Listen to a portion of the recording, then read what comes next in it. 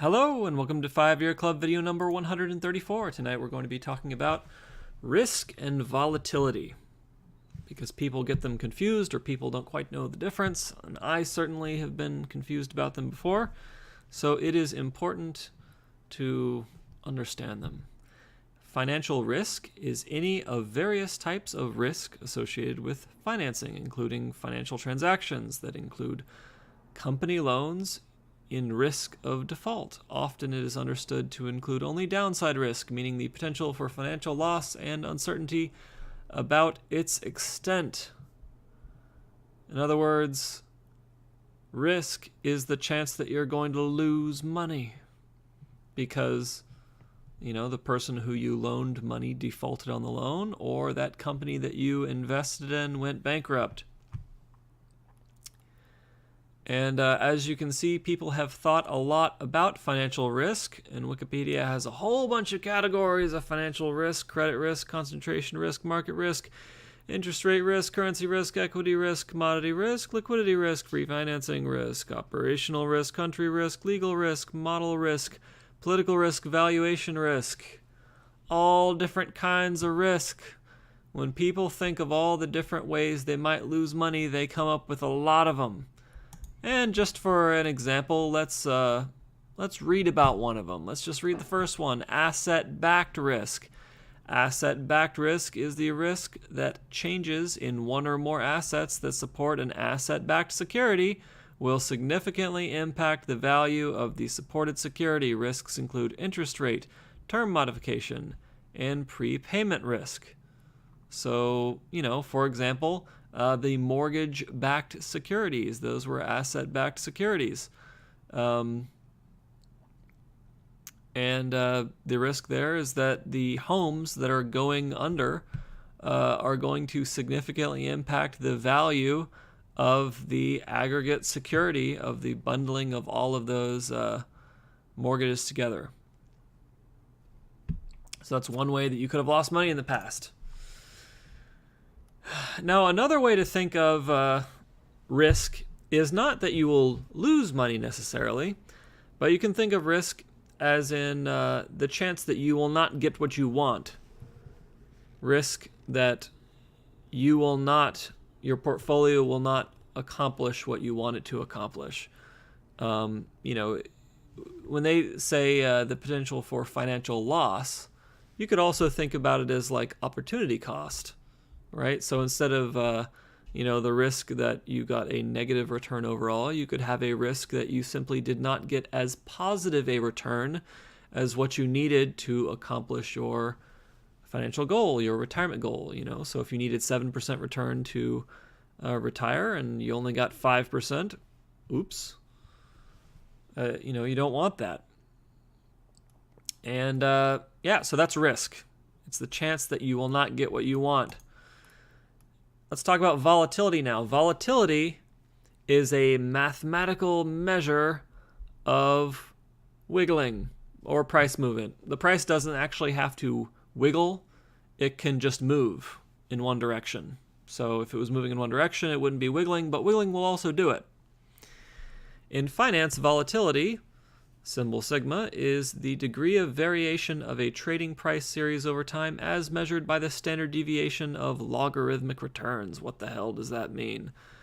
All right, let's break this down into an example. Let's say on a daily basis, we measure the start and end price of a stock. And then for each day where we have a starting price and an ending price, we can record one of two values. They're approximately the same. We can say the end price minus the start price divided by the start price, or we could say the end price divided by the start price and take the natural logarithm of that. You can look up what the natural logarithm is somewhere else. It's something that you type into a calculator. You don't have to worry about it. If you calculate, what these are for small variations, you will find that they are about the same. Then we calculate the average of all of these percentage changes for each day. That average in this formula for standard deviation is represented by this little guy. And is that mu? I forget. I need to look that up. Anyway, it's going to bother me. I should know that. Took it in college. Yeah, so once we have all these percentage changes, then we use this handy-dandy formula to calculate the standard deviation, which is the square root of 1 divided by the number of data points. And we have, say, 30 data points because we're doing a month. We're just doing each day in a month. So 1 divided by 30. And then this guy is a summing operation.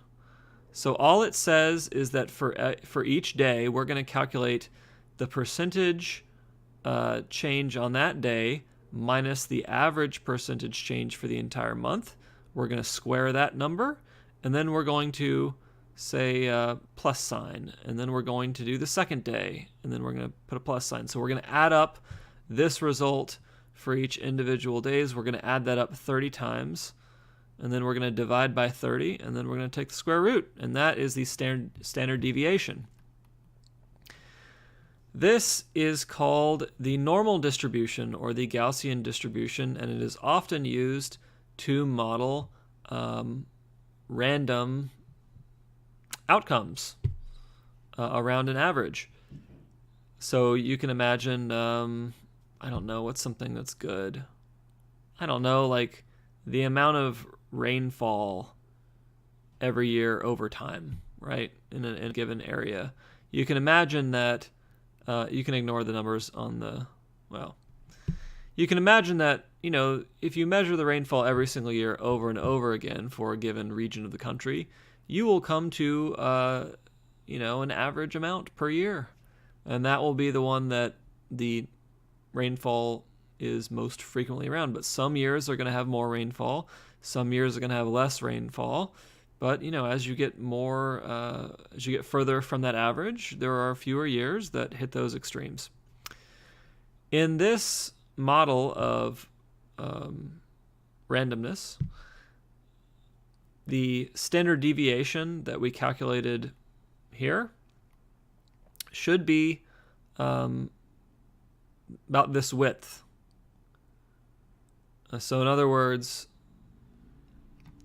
the average plus 1 standard deviation or the average minus 1 standard deviation, that range of outcomes, 68% of the years that you measure in this rainfall example should fall between those two values of rainfall. Okay, so that's kind of what standard deviation is. In probability theory, the normal or Gaussian distribution is a very common continuous probability distribution. Normal distributions are important in statistics and are often used in the natural and social sciences to represent real valued random variables whose distributions are not known. All right, so we can measure, volatility this way using a standard deviation of logarithmic returns. On that daily basis that I talked about. We could also measure it on a monthly basis. So instead of finding the percentage change on a given day, we could simply choose the start and end price for a given month and calculate this number for a month. And instead of doing it over 30 days, we could do it over 30 months. And then we would have a monthly standard deviation. We could also do it annually. We could say what's the price of the market at the beginning of the year, what's the price of the market at the end of the year, and then we could do that for 30 years, and we could come up with a standard deviation that is on an annual basis.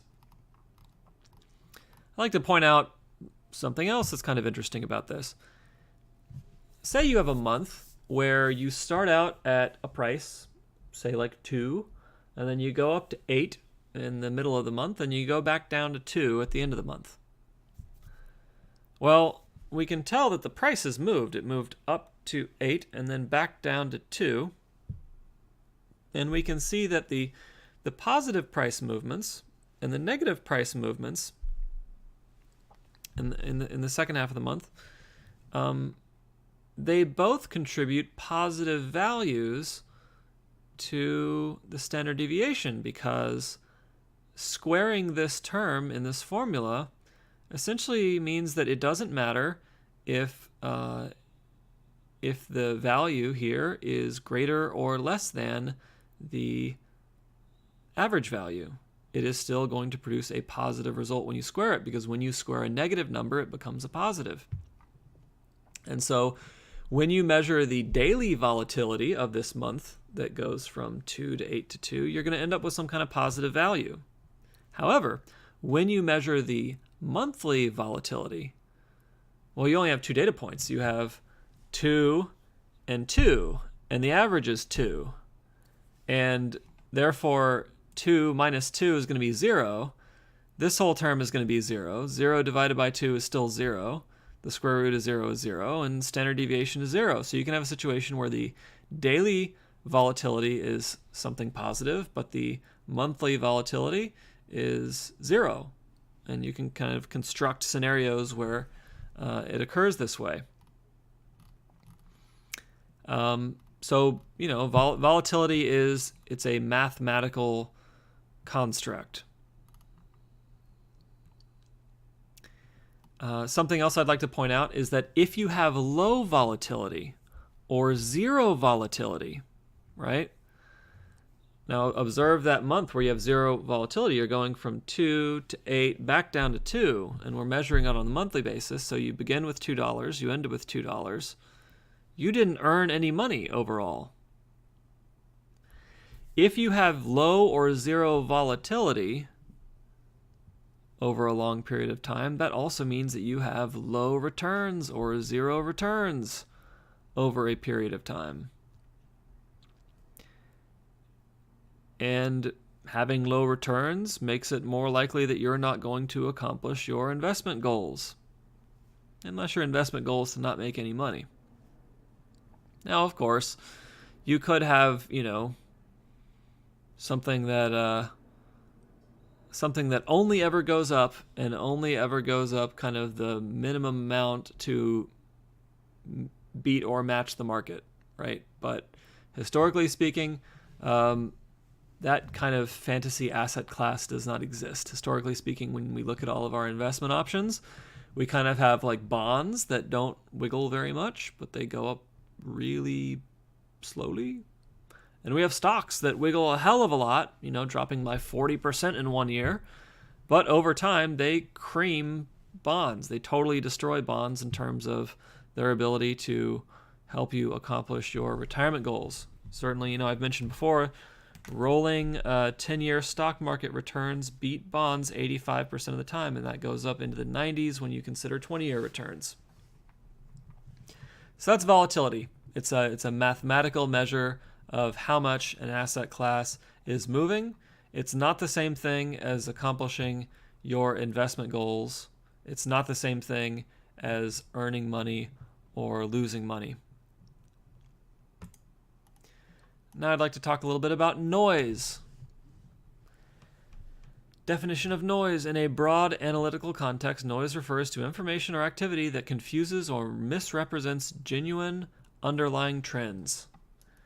Used in the context of equities, noise signifies stock market activity caused by program trading, dividend payments, or other phenomena that is not reflective of overall market sentiment. In this context, it is also known as market noise. The concept of noise was formally introduced in a landmark 1986 paper by economist Fisher Black, where he stated, I wonder if he's the Black-Scholes guy, I think he might be, where he stated that noise ought to be distinguished from information, and that a disproportionate amount of trading occurred on the basis of noise rather than evidence.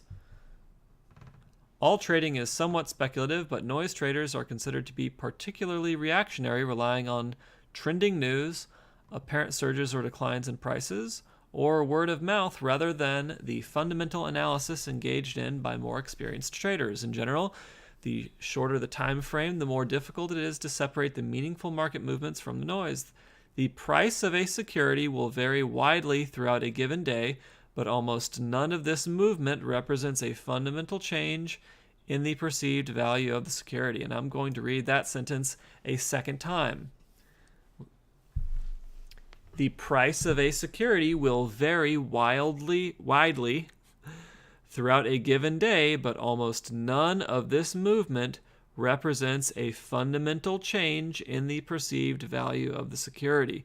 So if you have a piece of Netflix stock and you're looking at the price of that in a given day, most of the movement of that Netflix stock is due to bullshit.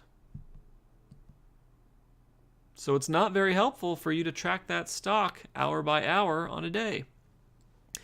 Some noise traders attempt to take advantage of the market noise by entering buy and sell transactions without the use of fundamental data. If most market fluctuation is noise, however, then most traders are noise traders. Only hindsight provides assurance of the credibility of information, and when buying and selling stocks at a rapid pace, it is difficult to distinguish information from noise. However, there is some fairly predictable market fluctuations that are known to be unreliable as indicators. It is almost always a bad idea to make trades based on information you've received only that day. The price of a security will fluctuate wildly within a day, and much of this price movement is deliberately manipulated by professional traders to manufacture market advantages. So when we are talking about the daily volatility of a stock, a lot of that volatility is produced by noise that is unhelpful. Putting it together, the wiggling, the movement of your assets may or may not have a significant impact on your risk, because it really depends on your financial needs and goals. If you have a portfolio where you need to withdraw very steady amounts every single day and you don't have very much flexibility in that cash flow, then you are going to be more sensitive to fluctuations in asset prices due to noise and fluctuations in asset prices just in the short term. What do you need your portfolio for? Over what period of time do you need the portfolio right now? What are your options if you suddenly need some money? And then, on that volatility side, you have to look at the asset class like stocks, and you have to say over what time period is the movement happening? How much is that asset moving? Here we have a graph of S&P 500 index calendar year total returns, right? And what we can see is that the average intra-year price decline is about 14%. In other words, if your net worth decreases due to a market drop in the S&P 500, then your net worth is all S&P 500. If it drops that year, the average drop is 14%.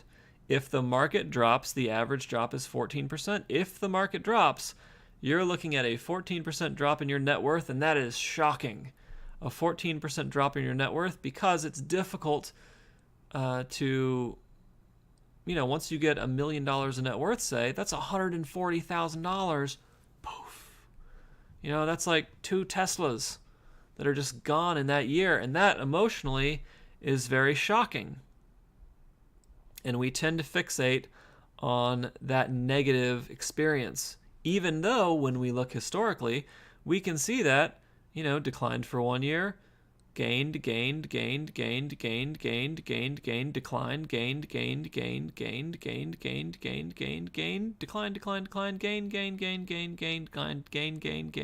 This is duck, duck, goose, guys. The duck is the market giving you money, and the goose is, of course, a decline. But it's clear that there are way more ducks than geese, and that is why the total annualized return of the stock market over this period of time was 11.7%, about 12% a year. It was a good idea to invest in the stock market, even though there were years where people went, oh, They got paid back in following years. We don't tend to fixate on the potential for gain. This is talked about in the book Predictably Irrational. We tend to fixate on the potential for loss.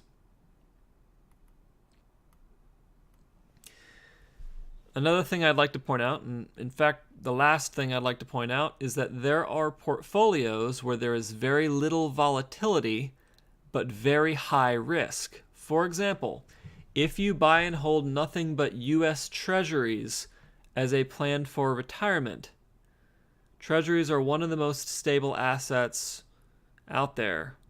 People have called them the risk-free asset before. Of course, no asset is risk-free, but U.S. Treasuries are considered kind of like the most stable asset on Earth, probably. There's a very high probability, if you put all your money into U.S. Treasuries, that you will not have enough money by the time you are old to retire in comfort. And therefore, you are not going to accomplish your retirement goal, which means that a retirement strategy of putting your money into low volatility U.S. equities is extremely risky, because there is a high chance that you will not accomplish your investing goals. And so there is a substantial difference between risk and volatility. Volatility is something that we need to look at and something that we need to manage. But the most important thing is for us to look at risk and meeting our goals, and understanding that we need to accept a certain amount of volatility in many cases if we are going to get the returns necessary for us to accomplish our goals. All right, that is it for 5-Year Club video number 134. I hope you enjoyed it. I hope this discussion of risk and volatility helped to clarify those two concepts in your mind. Have a fabulous evening.